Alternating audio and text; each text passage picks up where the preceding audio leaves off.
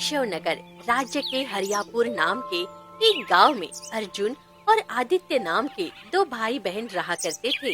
दोनों शिकारी थे। अर्जुन एक लालची और धनवान शिकारी था, जबकि छोटा भाई आदित्य गरीब और ईमानदार स्वभाव का था। दोनों भाई जंगल में अपना अपना जाल फैलाए बैठे थे। तभी अर्जुन के जाल में एक सुंदर पक्षी फंस गया। देख मेरे भाई, मेरे भाग्य का कमाल। हम दोनों ने साथ साथ जाल फैलाया, पर मेरे जाल में कितना सुंदर पक्षी फंस गया और तुम्हारे जाल में कुछ नहीं। अरे हर दिन की तरह आज भी तुम सारा दिन बैठे रहोगे, पर तुम्हारे जाल में कोई नहीं फंसेगा। इसी कारण तुम आज तक गरीब हो और तुम्हारा विवाह भी नहीं हुआ। इतना कहकर अर्जुन अपने छोटे भाई का मजाक उड़ाते हुए चला गया। आदित्य शाम तक इंतजार करता रहा और उसके जाल में कुछ नहीं फंसा। निराश होकर वह गांव लौट पड़ा। क्या हुआ आदित्य, तुम्हारा चेहरा क्यों लटका हुआ है? अब क्या बताऊं मुखिया जी, मेरे भाग्य में शायद कुछ लिखा ही नहीं है। मेरा बड़ा भाई अर्जुन जब भी जाल फैलाता है तो उसे मोटा जानवर या सुंदर पक्षी ही मिल जाता है। मैं सारा दिन जंगल में भटकता रहता हूँ, पर खाली हाथ लौट आता हूँ। लगता है मुझे शिकारी का धंधा छोड़ना पड़ेगा। लेकिन तुम दोनों भाइयों के स्वभाव में जमीन आसमान का फर्क है। तुम्हारा भाई अर्जुन क्रूर और लालची है और तुम विनम्र और दयालु। मेरा मन कहता है तुम्हारा भाग्य एक दिन जरूर चमकेगा। उस दिन तुम्हारे भाई को एहसास होगा कि अच्छाई कभी व्यर्थ नहीं जाती। इतना कहकर मुखिया वहाँ से चला गया। उधर अर्जुन अपने घर पहुँचा। उसने अपने धन की पोटली पत्नी राधा के सामने रख दी। आज तो बड़ा ही सुंदर पक्षी मेरे जाल में फंसा था और उसे बेचकर बहुत धन मिला। सच में? हमेशा की तरह आज भी भाग्य ने तुम्हारा साथ दिया है। अच्छा ये बताओ, तुम्हारा छोटा भाई आदित्य, वो भी तो तुम्हारे साथ जंगल गया था ना? क्या आज भी वो खाली हाथ लौटा? उसके तो सितारे हमेशा गर्दिश में रहते हैं। मुझे पूरा विश्वास है आज भी वो खाली हाथ ही लौटा होगा। जब तुम्हारे पिताजी जीवित थे तब वो हमेशा उसी को मान सम्मान देते थे, तुमसे ज्यादा प्रेम करते थे। लेकिन तुम्हारा भाग्य उस समय भी उससे अच्छा था। मैंने तो पहले ही तय कर लिया था कि पिताजी के स्वर्गवास के बाद उसे घर से निकाल दूंगी। और मैंने भी ऐसा ही किया है। पिताजी के अंतिम संस्कार के 2 दिन बाद ही मैंने आदित्य को घर से निकाल दिया। अरे मुझे डर था कि कहीं उसके खराब भाग्य की छाया मुझ पर न पड़ जाए। सही किया तुमने। अब जल्दी से हाथ धो लो। तुम्हारे पसंद की सब्जी बनाई है मैंने। गरम गरम रोटियां बनाती हूँ। अर्जुन ने हाथ धोए और खाना खाने बैठ गया। वो खाना खाने के दौरान भी अपने भाई आदित्य का मजाक उड़ाता रहा। फिर दोनों पति पत्नी सो गए। अगली सुबह दरवाजे पर किसी ने दस्तक दी। अर्जुन ने दरवाजा खोला तो सामने एक साधु खड़ा था। मुझे कुछ भिक्षा चाहिए, क्या तुम मुझे कुछ दे सकते हो? दफा हो जाओ यहाँ से। मैं साधुओं और भिखारियों को भिक्षा नहीं देता। जो लोग काम नहीं करते वही या तो साधु बनते हैं या भिखारी। साधु के होठों पर रहस्यमय मुस्कान आई। वत्स, अपनी सोच बदलो। अगर तुम्हारी सोच हमारे भाग्य पर हावी हो गई तो तुम्हारी किस्मत पलट जाएगी। ये कहकर साधु अर्जुन के सामने झोपड़ी में पहुंच गया, जहां आदित्य रहता था। भगवान के नाम पर कुछ भिक्षा दे दो बेटा। आदित्य उस समय रोटियां बना रहा था। आवाज सुनकर चौंक गया। उसने देखा उसके पास बस 2 ही रोटियां हैं। मेरे पास थोड़ा सा अनाज बचा था। अगर मैं ये 2 रोटियां दे दूं तो मैं तो भूखा रह जाऊंगा। पर कोई बात नहीं, साधु को भिक्षा देना भी पुण्य है। वो बाहर आया और दोनों रोटियां साधु को दे दी। लीजिए साधु महाराज, ये रोटियां स्वीकार कीजिए। मैं कोई साधारण साधु नहीं हूँ बेटा। मैं जानता हूँ कि तेरे पास धन नहीं है और यही तेरी आखिरी रोटियां थी। अगर मैं इन्हें ले लूं तो तू भूखा रह जाएगा। कोई बात नहीं महाराज, अब मैं इन्हें वापस नहीं ले सकता, नहीं तो मुझे पाप लगेगा। जा बेटा, तेरी किस्मत के सितारे बहुत जल्द बदलेंगे। बस याद रखना, जब भी कोई मुसीबत में हो उसकी सेवा करना, चाहे जितनी कठिनाइयां हो। नियति पर भरोसा रखना। आज से तेरे पास खाने को रोटी नहीं, पर कल तेरे पास पूरा राज्य होगा। इतना कहकर साधु तेज कदमों से वहाँ से चला गया। आदित्य आश्चर्य से उसे देखता रह गया। साधु के जाते ही तेज कदमों से वहाँ अर्जुन आ गया। उसने अपने छोटे भाई आदित्य का मजाक उड़ाना शुरू कर दिया। साधु महाराज ने तुमसे क्या कहा? मैंने सब सुना। कहीं उनकी बातों को गंभीरता से मत ले लेना। ये साधु हमेशा उल्टी सीधी बातें बताकर अपना काम निकालते हैं। अगर तुमने साधु की बातों को गंभीरता से लिया ना, तो तुम्हारी फूटी किस्मत और बिगड़ जाएगी।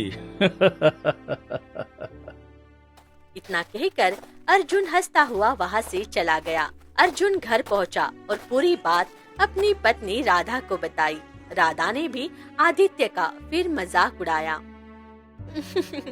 आप बिल्कुल सही कह रहे हैं। मुझे नहीं लगता कि आपके छोटे भाई के दिन कभी भी बदलेंगे।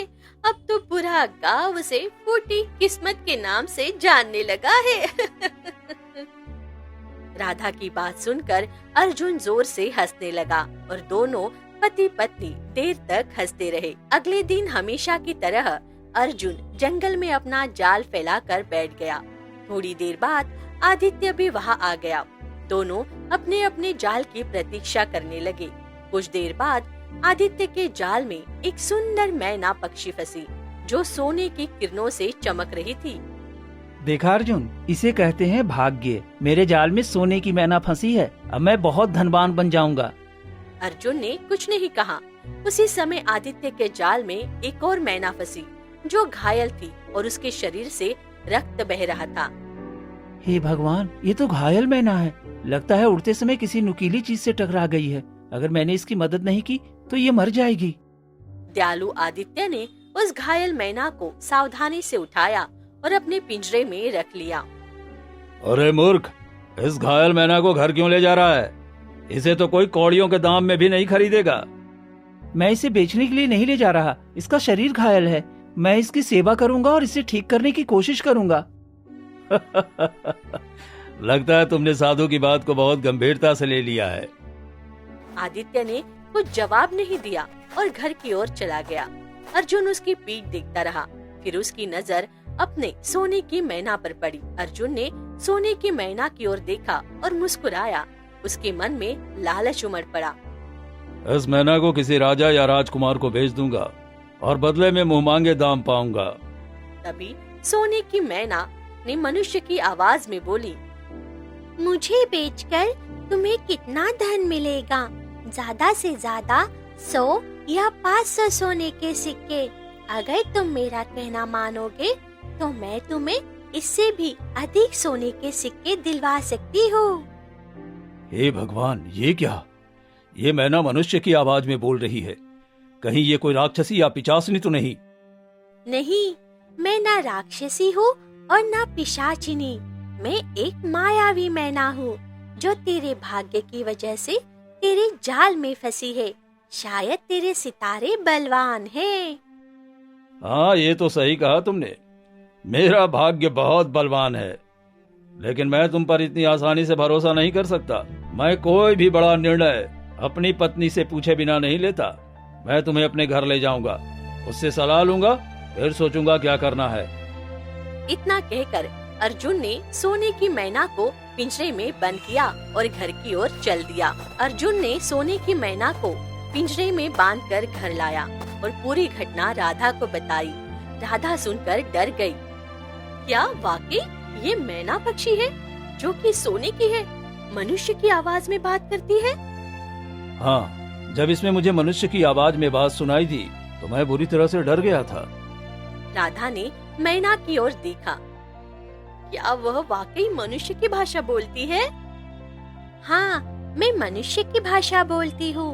मैं तुम्हारे पति को एक ऐसे स्थान का पता बता सकती हूँ जहाँ पर एक सोने का बक्सा रखा हुआ है, जिसके अंदर सोने के सिक्कों के ढेर लगे हुए हैं। परंतु जो रहस्य मैं तुम्हें बताऊंगी, उसके बदले में तुम्हें मेरी एक शर्त माननी होगी। कैसी शर्त? बक्से के अंदर एक सोने का विचित्र कंगन है। तुम्हें वह कंगन मुझे दे देना होगा। तुम उस कंगन का क्या करोगी?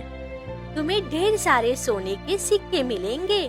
फिर तुम्हें इससे क्या मतलब? और हाँ, कंगन देने के बाद तुम्हें मुझे आजाद भी करना होगा, अन्यथा बक्से के अंदर रखे सारे सोने के सिक्के मिट्टी में बदल जाएंगे। ये सुनकर अर्जुन अपनी पत्नी की ओर देखकर बोला, क्या उस पर भरोसा करना चाहिए? बिल्कुल करना चाहिए। ये एक मायावी सोने की मैना है। अगर ये हमें मुफ्त में खजाने के बारे में बता रही है तो हमें इसकी बात माननी चाहिए। खजाना प्राप्त करने के बाद हम देखेंगे कि इसे क्या करना है। ठीक है, तो बताओ वो खजाना कहाँ है? कल प्रातःकाल मेरे स्थान उस गुफा में चलो। वह गुफा घने जंगल में है, झाड़ियों से ढकी हुई। मैं तुम्हें वहाँ ले चलूंगी। इधर दूसरी ओर आदित्य ने साधारण घायल मैना को पिंजरे से बाहर निकाला और उसके जख्मों पर जड़ी बूटियों का लेप लगाया। कुछ समय बाद रक्त रुक गया और मैना होश में आ गई। तुम उड़ने लायक हो गई हो। देखकर मुझे बहुत प्रसन्नता हो रही है। अब तुम आजाद हो। मैना आदित्य की ओर बढ़ गई। अगर तुमने मुझे होश में न लाया होता और मेरी सेवा न की होती तो शायद मैं जिंदा भी नहीं बचती। मैं तुम्हें ये नहीं बता सकती कि मैं कौन थी, पर ये बता सकती हूँ कि मैं कभी एक मनुष्य थी। श्राप की वजह से मैं मैना पक्षी में बदल गई हूँ। तो तुम श्राप से कैसे मुक्त हो सकती हो? घने जंगल में एक बहुत सुंदर तालाब है। कहते हैं वहाँ एक देवी का वास है। यदि कोई सच्चा मनुष्य उस तालाब के पास जाकर देवी से विनती करे और देवी मेरे लिए श्राप दूर करे तो देवी मान जाएगी, पर एक शर्त पर।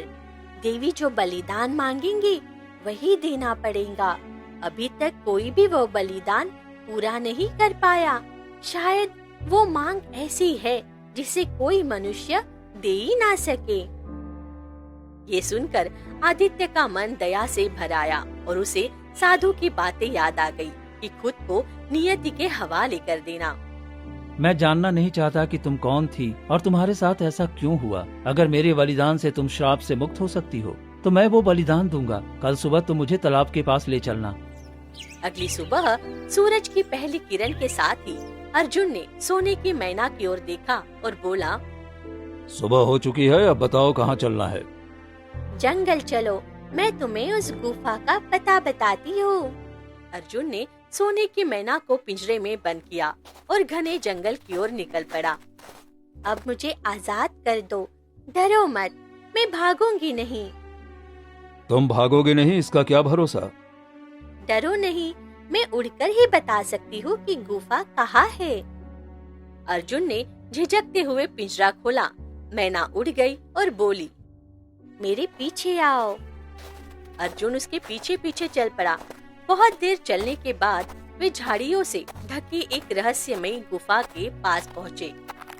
झाड़ियाँ हटाओ। अर्जुन ने झाड़ियाँ हटाई तो गुफा का द्वार खुल गया। मैना भीतर चली गई।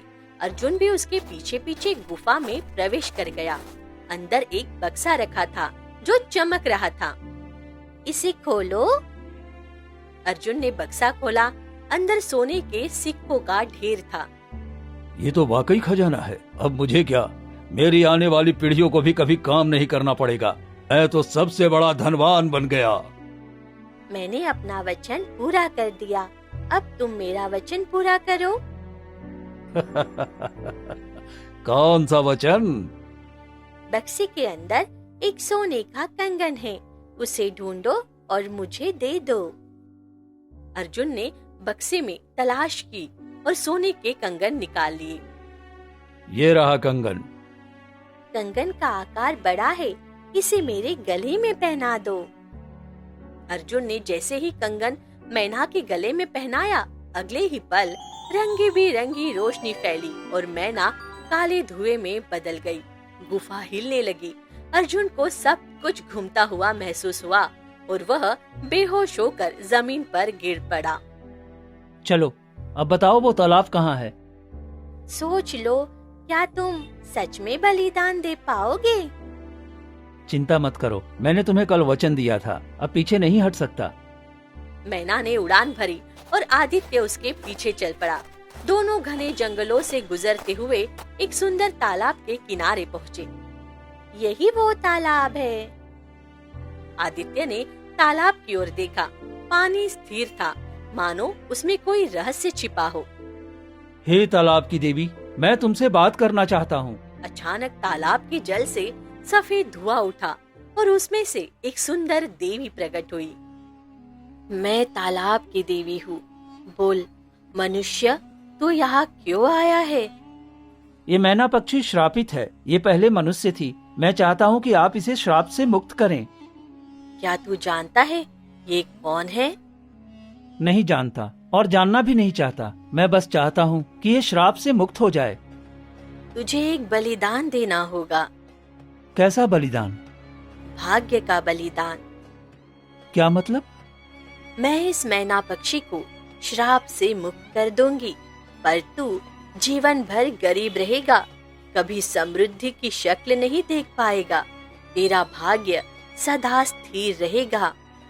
आदित्य गहरी सोच में डूब गया, फिर मुस्कुरा कर बोला, अगर मेरे भाग्य के बलिदान से ये अपने असली रूप में लौट सकती है तो मुझे स्वीकार है।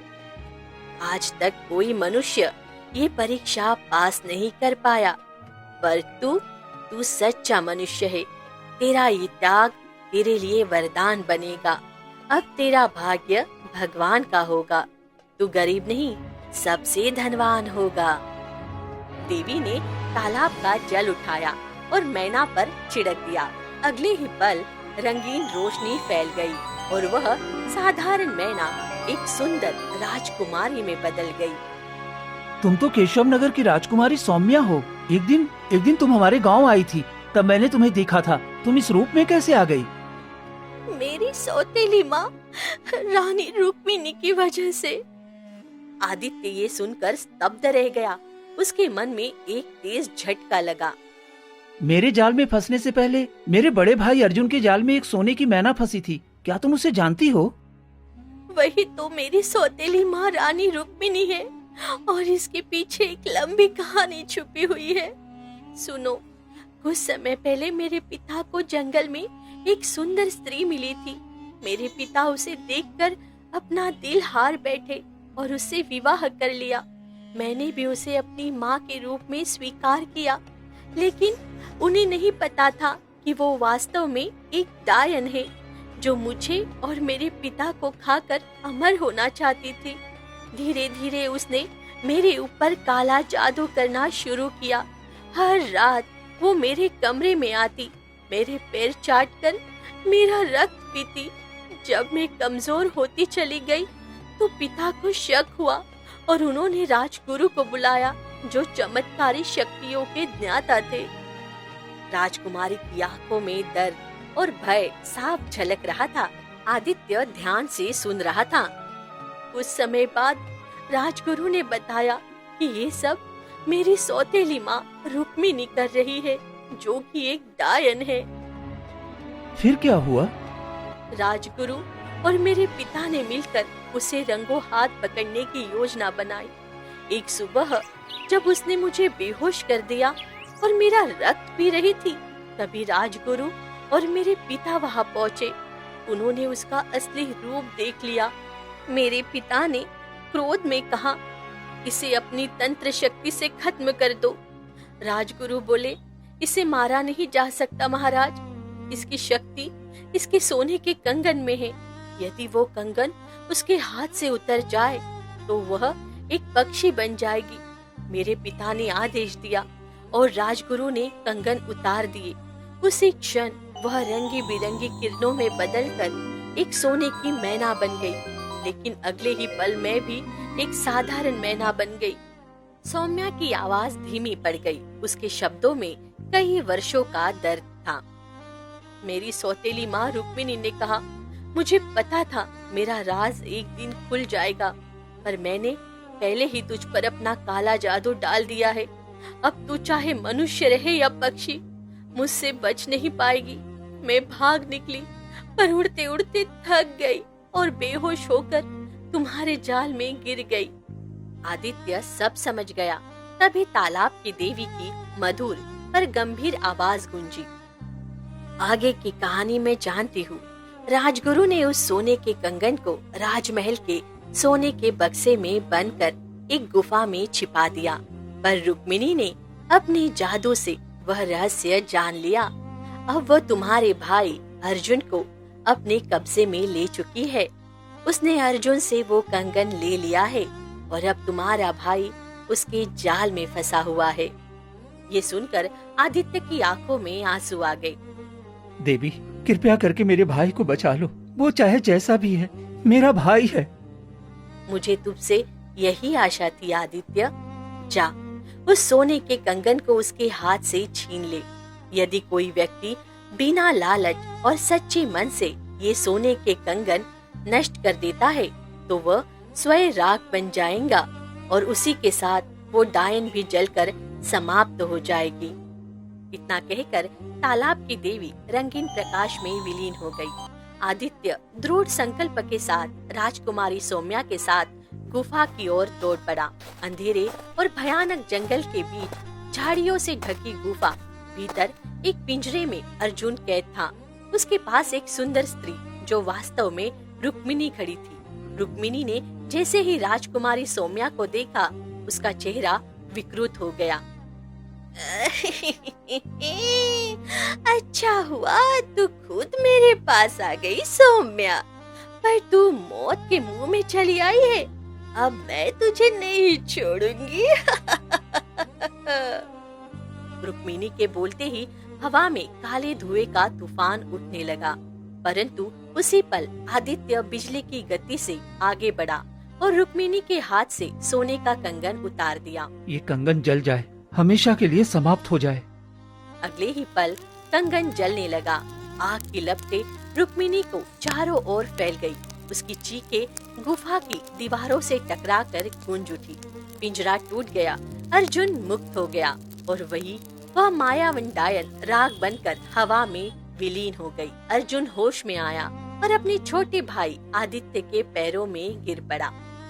छोटे भाई, मैंने हमेशा तुम्हारा मजाक उड़ाया। तुम गरीब थे पर तुमने मुझे बचाया। मैं तुम्हारे बिना आज मर गया होता।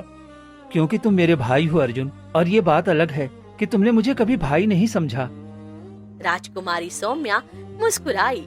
उसकी आंखों में आदित्य के लिए आदर और स्नेह झलक रहा था। चलो मेरे साथ, मैं तुम्हें अपने पिता से मिलवाना चाहती हूँ। महल के द्वार खुलते ही राजा विक्रम अपनी पुत्री सौम्या को देखकर प्रसन्नता से भर उठते हैं। हमने तो आशा ही छोड़ दी थी कि कभी तुम्हें देख पाएंगे। पिताजी, ये सब कुछ आदित्य की वजह से संभव हुआ है। उसने न केवल मेरा जीवन बचाया बल्कि हमारे राज्य को भी उस दुष्ट डायन से मुक्त किया है। राजा विक्रम ने आगे बढ़कर आदित्य को गले लगाया। हम तुम्हें इनाम नहीं देंगे, उससे भी बड़ा सम्मान देंगे। हम तुम्हें अपना दामाद बनाएंगे और अपनी पुत्री सौम्या से तुम्हारा विवाह कराएंगे। विवाह के बाद तुम्हें केशव नगर राज्य का अगला राजा घोषित किया जाएगा।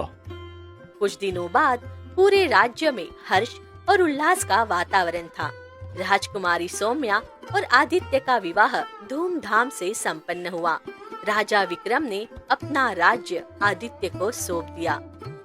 जो आदित्य कभी फूटी किस्मत वाला गरीब शिकारी कहलाता था, आज वही केशव नगर का राजा बन चुका था।